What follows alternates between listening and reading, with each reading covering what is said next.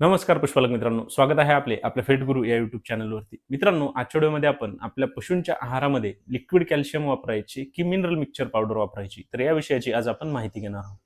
प्रथमतः मित्रांनो, आपण पाहूया की लिक्विड कॅल्शियममध्ये आपल्याला कुठले घटक दिलेले असतात.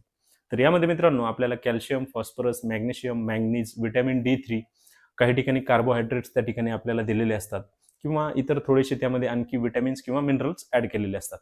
तसेच आपण जर मिनरल मिक्सचर पावडरमध्ये त्या ठिकाणी पाहायला गेलो, तर यामध्ये मित्रांनो आपल्याला विविध प्रकारचे मिनरल्स असतील, विटॅमिन्स असतील, प्रोबायोटिक्स असतील, तर यांसारखे घटक आपल्याला मिनरल मिक्सचरमध्ये त्या ठिकाणी दिलेले असतात. मित्रांनो, आपल्याला आपल्या पशूंमध्ये जर प्रजननासंबंधित समस्या जास्त प्रमाणात आढळत असतील, तर त्या ठिकाणी आपल्याला मिनरल मिक्सचर हे जास्त फायदेशीर पाहायला मिळते. तसेच आपल्या पशूंमध्ये ताजे व्यालेले पशु असतील, तर त्यांच्यामध्ये आपल्याला लवकरात लवकर दूध वाढीसाठी किंवा त्यांना आवश्यक जी काही एनर्जी आहे त्यासाठी आपल्याला लिक्विड कॅल्शियम त्या ठिकाणी आपल्याला चांगले फायदेशीर हे पाहायला मिळू शकते.